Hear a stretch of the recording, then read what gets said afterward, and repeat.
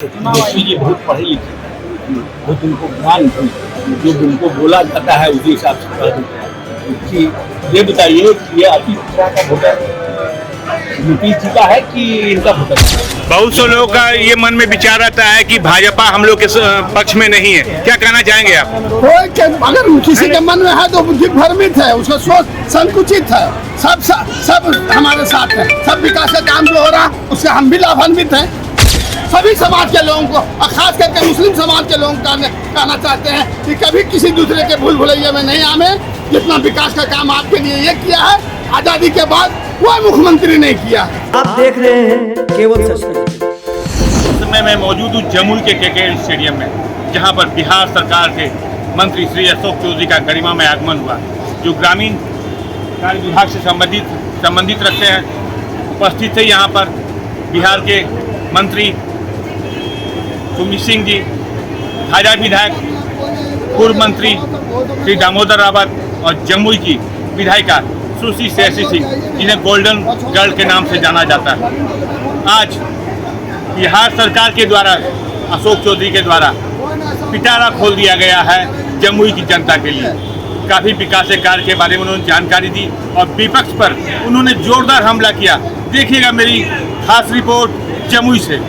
कार्यक्रम किया था जनसंवाद विकास कर रहे हैं, किसी की जाति माननीय नेता के जो कार्यक्रम हुए हैं हम लोग बात लोग ढंग के करने का कोशिश कर रहे हैं। उसी कार्यक्रम के तहत आज जो माननीय नेता ने आरम्भ किया उसका आरम्भ का जनसंवाद आने वाले समय में वित्तीय वर्ष जो नई योजना से हम लोग देने जा रहे हैं, जिसका माननीय नेता आने वाले समय में प्रयास है, उसका हम लोगों ने एडमिशन की स्थान से किया है। उन सब योजनाओं की घोषणा ये जमुई में लगभग 170 करोड़ की नाबार्ड, मुख्यमंत्री शक्ति योजना, मुख्यमंत्री अवशेष योजना और मुख्यमंत्री ग्रामीण वितरण और उन्नयन योजना बना लगभग 170 करोड़। इसका काम हमारा प्रयास होगा कि हम चुनाव अनाउंस होने के पहले काम को प्रारंभ करें, जिससे कि जनता में हमारा काम। माननीय मंत्री जी तेजस्वी जी जिस तरह से आज आरोप लगा रहे हैं कि दलितों को जहाँ नाम काटा जाएगा, ओबीसी का नाम काटा जाएगा, ये मतदाता जो सरकार को लेकर सरकार पर आरोप लगा रहे हैं। तेजस्वी जी बहुत पढ़े लिखे हैं, बहुत उनको ज्ञान है, जो उनको बोला जाता है उसी हिसाब से कर देते हैं कि ये बताइए कि ये अति पिछड़ा का वोटर नीतीश जी का है कि इनका वोटर है, और जो दलित है ये आरबीडी का वोटर है कि हमारा वोटर है। हम अपने ही वोटर लिस्ट कटवा देंगे ना, तो फिर हम पता कर रहे हैं कि दलितों में अति पिछड़ों में भ्रम पैदा करें। हम क्यों कटवाएंगे? किसी का ना हम कटवाते हैं ना जुड़वाते हैं। हर समय इलेक्शन कमीशन जब आम चुनाव होता है तब तक इस तरह का प्रैक्टिस करता है, ये कोई नई बात नहीं। और इस बार विधानसभा का चुनाव हो रहा है, तो बहुत से लोग जो लोकसभा के समय में 18 वर्ष के नहीं थे, तो अभी विधानसभा में 18 वर्ष के उनका नाम जोड़ा जाएगा। इस बीच में बहुत से लोगों का देहांत हो गया था, उनका नाम हटा जाएगा। जो लोग छूट जाएंगे उनका नाम जोड़ा जाएगा। ये प्रैक्टिस जनरल प्रैक्टिस है, लेकिन ये लोग एक भ्रम पैदा करना चाहते हैं कि ये काट दिया जाएगा, हटा दिया। क्यों काट दीजिएगा? तो आपका इलेक्शन कमीशन के आपका ये नहीं है, जिलाधिकारी नहीं है, ऑब्जर्वर आएगा चुनाव में तो देखेगा नहीं। ये सब भ्रम पैदा करेगी। ये कह रहे हैं बिहार में क्यों किया जा रहा है? पूरे बिहार में जहाँ जहाँ आम चुनाव, जब असम में होगा तो वहाँ भी होगा, जब यहाँ होगा यहाँ भी होगा। जब लोकसभा चुनाव होता है उसके पहले भी ये प्रैक्टिस है, कोई नया नहीं है। मेरा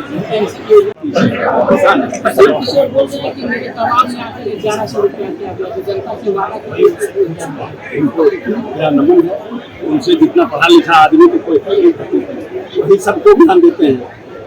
बंगाल को भी वही ध्यान देते हैं, बिहार को भी वही ध्यान देते हैं, तमिलनाडु को भी यही ध्यान देते हैं, उत्तर को यही ध्यान देते हैं और प्रधानमंत्री को भी यही ध्यान देते हैं। उसके लिए उनको साधुवाद है।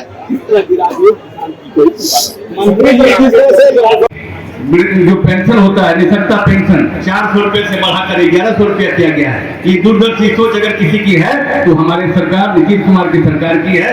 इसलिए हम आप लोगों से कहेंगे एक बार मेरे साथ नारा लगाइएगा 2025 फिर से नीतीश 2025 इन्हीं शब्दों के साथ आप सभी लोगों का फिर से एक बार अभिवादन करते हुए हम तमाम बिहार सरकार के काबीना मंत्री सुमित कुमार सिंह जी ने सारगर्भित अंदाज में मुख्यमंत्री ग्रामीण सड़क सुदृढ़ीकरण एवं प्रबंधन कार्यक्रम पर आयोजित जनसंवाद सभी समाज के लोगों को और खास करके मुस्लिम समाज के लोगों को कहना चाहते हैं कि कभी किसी दूसरे के भूल भुलैया में नहीं आवे। जितना विकास का काम आपके लिए ये किया है आजादी के बाद कोई मुख्यमंत्री नहीं किया है और इनके जोर का भारत में एक भी मुख्यमंत्री नहीं हुआ आज तक। मैं कहता हूँ इनके साथ कोई बात जात पात नहीं है, छुआछूत नहीं है, परिवारवाद नहीं है। क्या नाम है आपका? मोहम्मद फखरुद्दीन राइन मेरा नाम है। कहाँ से हैं आप? हम अलीगंज दरखा से हैं। बहुत से लोगों का ये मन में विचार आता है कि भाजपा हम लोग के पक्ष में नहीं है, क्या कहना चाहेंगे आप? कोई के अगर किसी के मन में है तो बुद्धि भ्रमित है, उसका सोच संकुचित है। सब हमारे साथ है, सब विकास का काम जो हो रहा उससे हम भी लाभान्वित हैं। रोड बना हम भी चलते हैं, शिक्षा का क्षेत्र में विकास हुआ, हमारे बच्चे पढ़ते हैं। हमारी बेटी बीपीएससी से टीचर हो गई, थोड़ी बोला कि मुस्लिम का बच्ची है इसको टीचर नहीं बनने देंगे। मतलब आप बिल्कुल संतुष्ट है नीतीश कुमार के कार्य? हम इनको मुख्यमंत्री बनाने का काम किए 2005 में मन्नत मांग करके। देखिए फोटो, मेरे गांव के मजार पर चादर चढ़ाने आए, हमने मन्नत मांगा था कि पूर्ण बहुमत से सरकार बने। इस बार भी हम दावे के साथ कह रहे हैं, समाज के लोगों को आशीर्वाद दीजिए कि 2025 से 30 फिर से नीतीश जो बचा खुचा पेंडिंग काम है ये पूरा कर देंगे।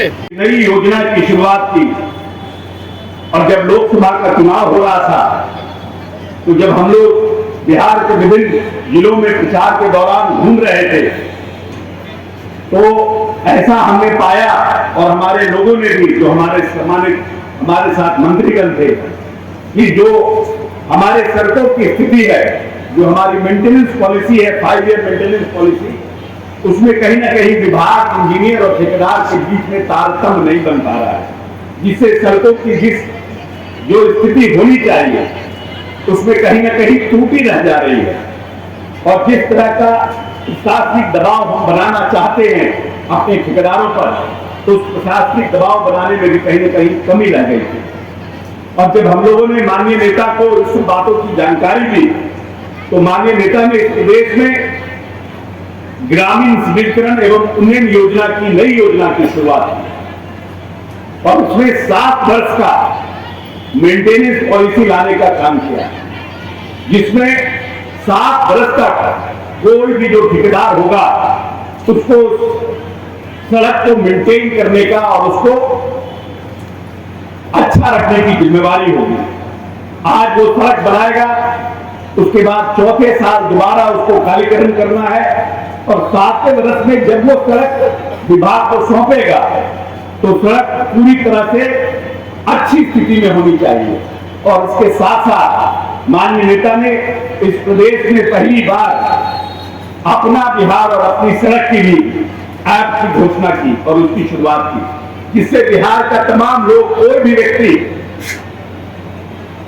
अगर सड़क में कहीं गड्ढा है, सड़क की स्थिति अच्छी नहीं है, प्लान टूट गया है, उसकी जानकारी अगर फोटो खींच सरकार की लगातार दे रही है कि सरकार तो ये चाहती है पूरे बिहार के लोग कहीं से भी पटना आना चाहे तो 4 से 5 घंटे में वो पहुंचे। और पूरे बिहार की सड़कों को कितना दुरुस्त किया जा रहा है उस बात खुद देख रहे हैं। इसमें किसी को और ये दर्शाना नहीं, किसी को ये दिखाना नहीं। जब आप प्रवासी के और पढ़े लिखे को फांसी, आप खुद देख रहे हैं कि बिहार सरकार के तेजी से काम कर रही है ग्रामीण सड़कों के क्षेत्रों में, ग्रामीण विकास के काम में, ग्रामीण कार्य के क्षेत्र में, RWD के क्षेत्र में, शिक्षा के क्षेत्र में, स्वास्थ्य के क्षेत्र में, हर क्षेत्र में काम हो रहा है। और आज शिक्षा में इतना बेहतर कर रही है कि हम लोग की सरकार ने 2022 से